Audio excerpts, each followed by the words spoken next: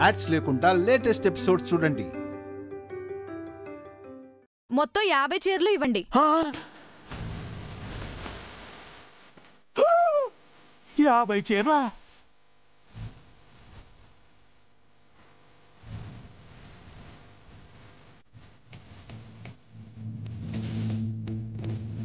ఇస్తామమ్మా, ఇస్తాం.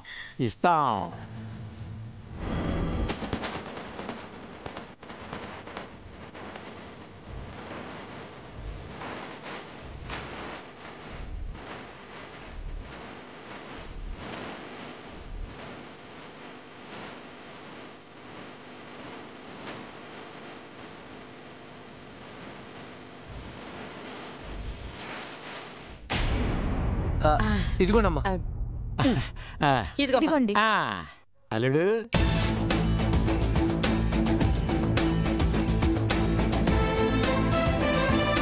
అమ్మా ఇదిగో నా చీరలు కూడా తీసుకెళ్ళు.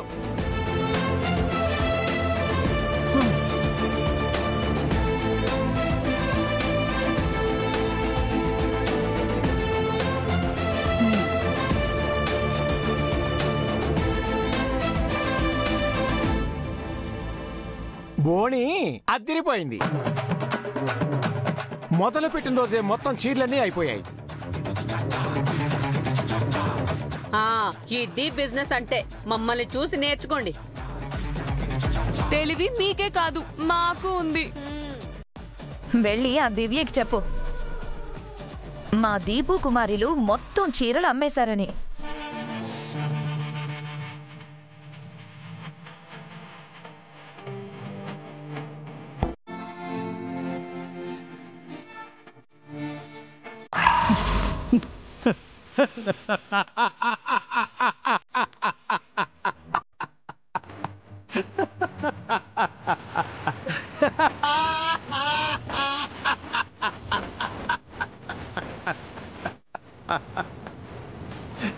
ఏంటి బాబు నవ్వుతున్నావు?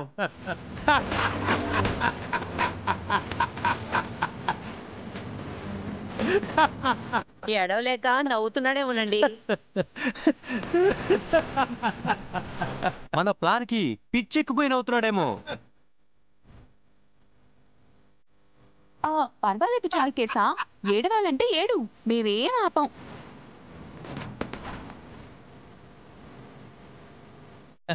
ఏడవలసింది నేను కాదు, మీరు. ఎందుకు? అంగపారు కమలా అంటే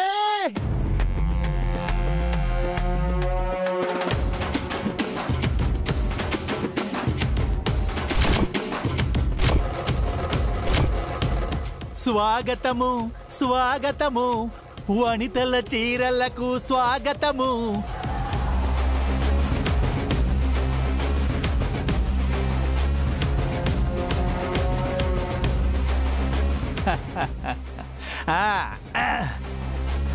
కమలా ఆంటీ చాలా థ్యాంక్స్. ఇదిగో నీ గిఫ్ట్. సార్ నేను వెళ్ళి కస్టమర్స్ ని తీసుకొస్తాను. త్వరగా త్వరగా త్వరగా.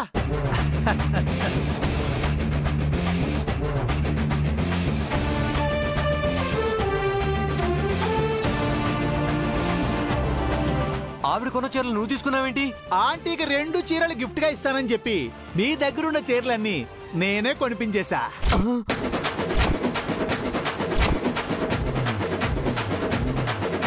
మీరు బయటికి వెళ్ళి రండమ్మా రండి, త్వరగా వచ్చి మా చీరలన్నీ కొనండి అని మీరు అరుస్తున్నప్పుడు అక్కడ ఉన్న నలుగురిలో ఒక్క ఆంటీ నేను ఏర్పాటు చేసిన ఆంటీ. అర్థమైందా?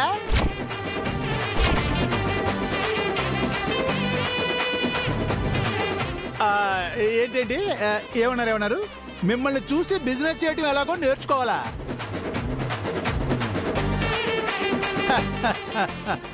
బిజినెస్ ఎలా చేయాలో ఇప్పుడు నేను చేసి మీకు చూపిస్తాను. అంగపారు.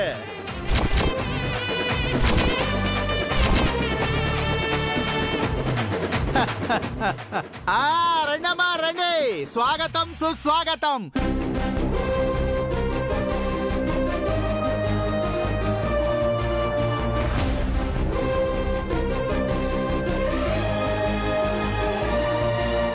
కంచి, ధర్మవరం, బెనారస్, ఉప్పాడ, బండార్లంక, బొబ్బర్లంక ఏ చీరలైనా సరే తీసుకోండి.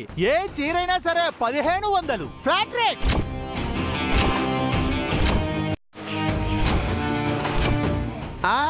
ఆలసించిన ఆశాభంగం. చీరలు తీసుకోవాలంటే నాకు ఆ 2 ఇవ్వండి.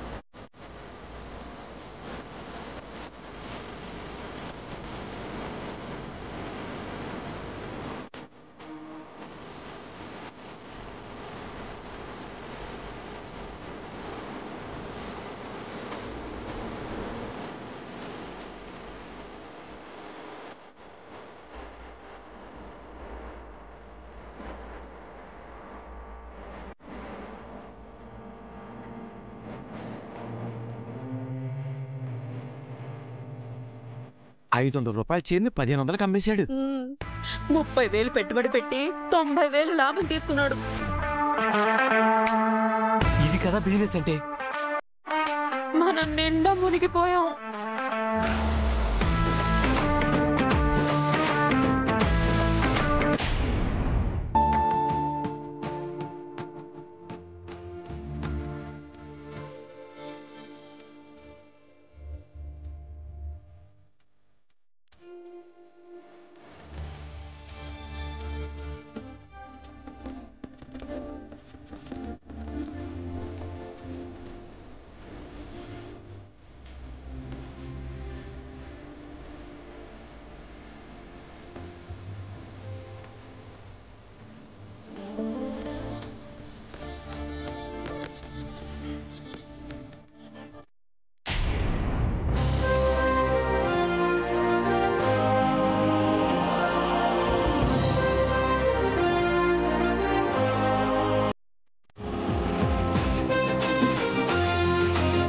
హారతి తీసుకోండి అత్తయ్య.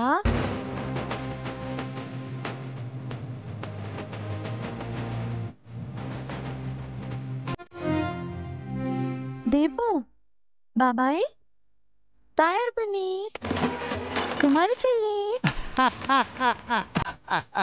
ఎవరు తీసుకోరు మేడం.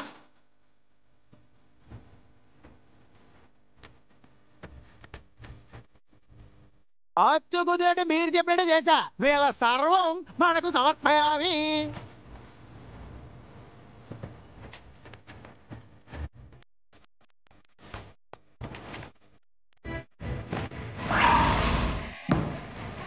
అందుకు నా దగ్గర ప్లాన్ ఉంది అత్తయ్య. ఏంటి దివ్యమ్మా? ఖచ్చితంగా అక్కడ వాళ్ళు వ్యాపారం మొదలు పెడతారు. కస్టమర్స్ ని తమ వైపు తిప్పుకోవడానికి, ఆకర్షించడానికి ఏదో ఒక ఆఫర్ పెడతారు. అప్పుడు మనం ఏం చేయాలి అంటే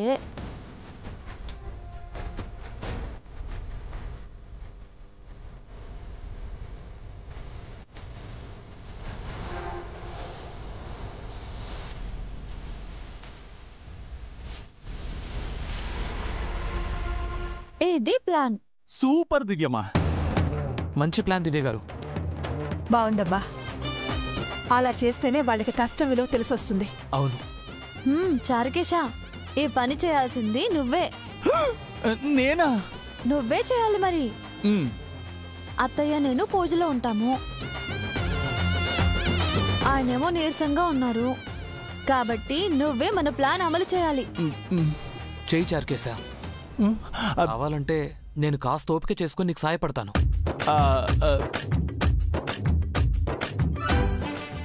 సరే సార్, దేవుడి ఆశీస్సులతో అంతా మనం అనుకున్నట్టుగా జరగాలని కోరుకుంటున్నాను.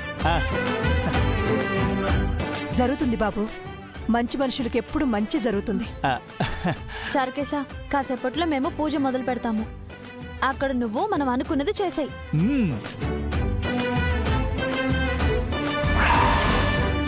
మోసం, దగా, కుట్ర. అబ్బా ఏది మోసం, ఏది కుట్ర, ఏది దగా? మీరు ఒక రేటు పెట్టారు, చారుకేశ కూడా ఒక రేటు పెట్టాడు. ఎవరి వ్యాపారం వాళ్ళది. మా చీరలన్నీ చారుకేసి ఎందుకు కొనాలి? మీరు పెట్టిన రేటుకే కదా మేము కొన్నాము. మిమ్మల్ని బెదిరించి మేము లాక్కోలేదు కదా. మా దగ్గర 500 కొని కస్టమర్లకు 1500 కమ్మాడు. అదే దీపు వ్యాపారం అంటే. మమ్మల్ని అమాయకులు చేసి మోసం చేశారు. ఏమిటేమిటేమిటి? మేము మిమ్మల్ని అమాయకులు చేసామా? మేమేమి అమాయకులం కాదు, మేము మహా తెలివైన వాళ్ళమని ఇందాక మీరే కదా అన్నారు. అయినా మీరు అప్పుడే పూజలో నుంచి లేచారేంటి? 12 గంటలు చెయ్యాలని పంతులు గారు చెప్పారు కదా. పంతులు చెప్పారా లేదా పంతులతో మీరు చెప్పించారా అత్తయ్య?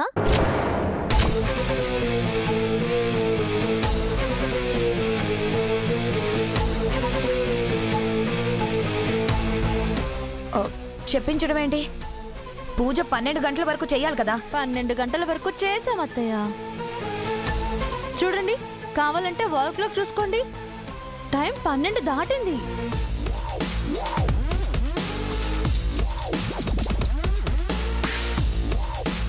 పంతులు గారు చెప్పింది ఆ 12 గంటల గురించి కాదమ్మా, మొత్తం 12 గంటల పూజ గురించి. ఓహో, అవునా బాబాయ్? ఇందాక నేను దక్షిణ కింద పంతులు గారికి 5000 పంపించాను.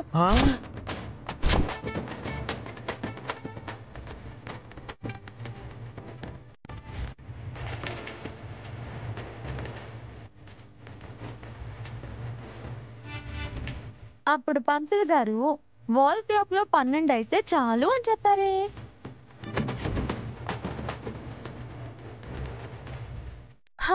మమ్మల్ని పూజలో లాక్ చేసి మీరు బిజినెస్ చేయాలనుకున్నారా? దేవుణ్ణి అడ్డు పెట్టుకుంటారా?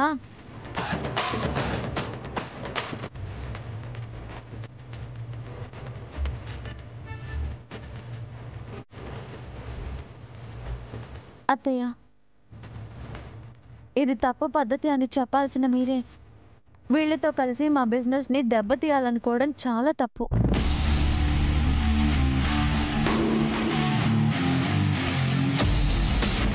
దేవుణ్ణి అడ్డు పెట్టుకుని మీరు లాభం పొందాలనుకున్నారు, కానీ ఆ దేవుడే మాకు అండగా ఉండి మేము లాభపడేలా చూశాడు.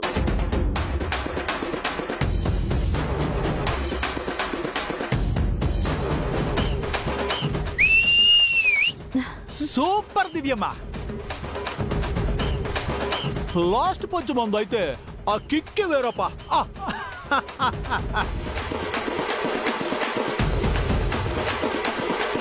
ఇక దీన్ని ఇలాగే ముగిద్దాం. మీరు పదండి దివ్యమ్మా, పదండి.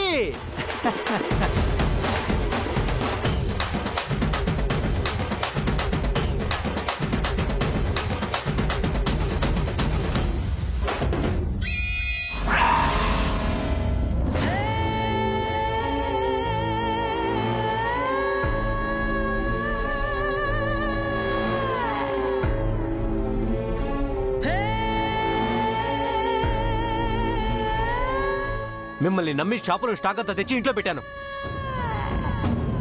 చారుకేస ముందు ఫుల్ అయిపోయాను. దివ్య నోరు మూసుకొని పూజలో కూర్చుంటుంది అనుకున్నాం గాని చారుకేసను పురమాయించి మనల్ని పులిహోర చేస్తుందని అనుకోలేదు అల్లుడు గారు. ఊహించాను. ఆ దివ్య మన ప్లాన్ ని ముందే పసిగట్టి రివర్స్ లో పంచేసింది కదా. మీరు కూడా అలాగే ప్లాన్ వేసి ఎదురు దెబ్బ కొట్టాలి. దివ్యక్క ఇంత షార్ప్ అనుకోలేదు అత్తయ్య. ఇంత ఫాస్ట్ గా ఆలోచిస్తుంది అనుకోలేదు. ఊహించని విధంగా అటాక్ చేసింది. వదిన ఫారెన్ లో MBA చేసి వచ్చిందట. ఇండియాలో తన బిజినెస్ కూడా చూసుకుందట. అలాంటి తనను ఢీకొట్టాలనుకోవడం మందే తప్పు. ఏంటి దీపు తప్పు? ఫారెన్లో చదువుకొనొస్తే దానికి ఏమన్నా 2 కొమ్ములు ముల్చాయా?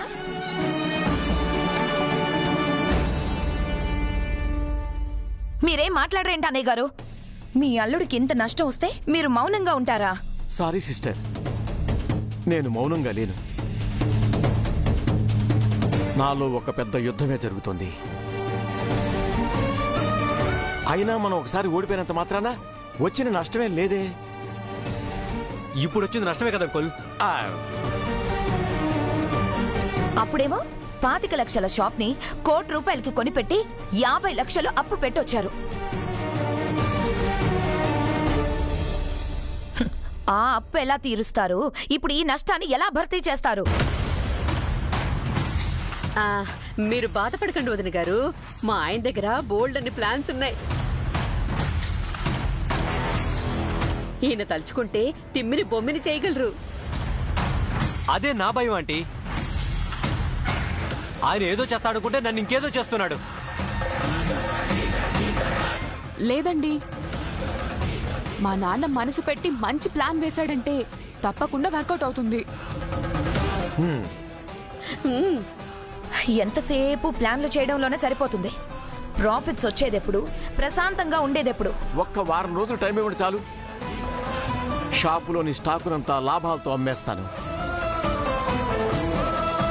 మళ్ళీ స్టాకు తెచ్చి మొత్తం అమ్మేసి అప్పు తీర్చేస్తాను. మళ్ళీ స్టాక్ తీసుకొచ్చి ₹1 కోటి సంపాదించి బావగారి దగ్గర మరో ₹1 కోటి కొట్టేస్తాను. ఏంటి, మా డాడీ దగ్గర ₹1 కోటి కొట్టేస్తావా? అంటే అది కొట్టేయడం కాదలుడు గారు, మీ నాన్నగారి దగ్గర నుంచి ₹1 కోటి మీకు కానుకగా ఇప్పించడం అన్నమాట. అవునండి, నెల తిరిగేలోపు మన ₹2 కోట్ల కళ్ళ చూస్తామన్నమాట. ఆహా, మాటలేమో కోటలు దాటుతాయి, చేతలేమో సందు చివరకు కూడా వెళ్ళట్లేదు. అలా ఉంది మీ పరిస్థితి. త్వరగా ఏదో ఒకటి చెయ్యండి.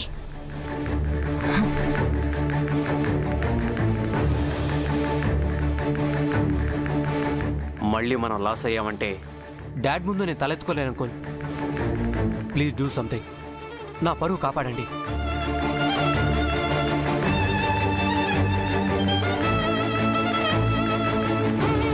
విన్నారు కదా నాన్న, నా గౌరవం, నా కాపురం మీ చేతుల్లోనే ఉన్నాయి. మనం ఇక్కడ ఉండడమో వెళ్ళిపోవడమో అది కూడా నీ చేతుల్లోనే ఉందయ్యా. అయితే ఈ 2 చేతులకి బాగా పనిపడిందన్నమాట.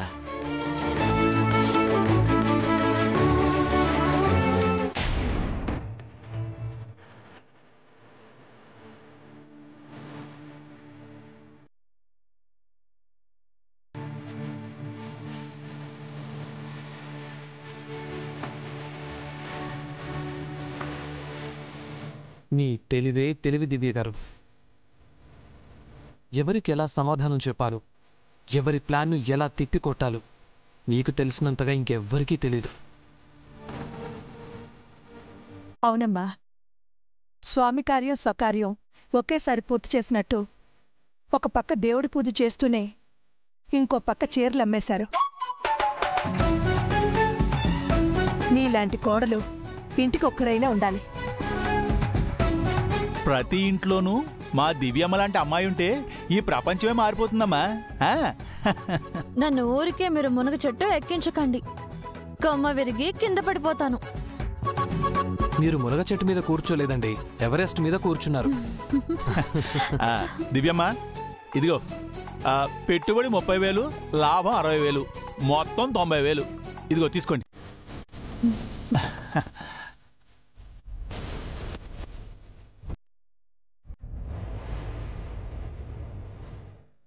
నీకు ఇది తీసుకో.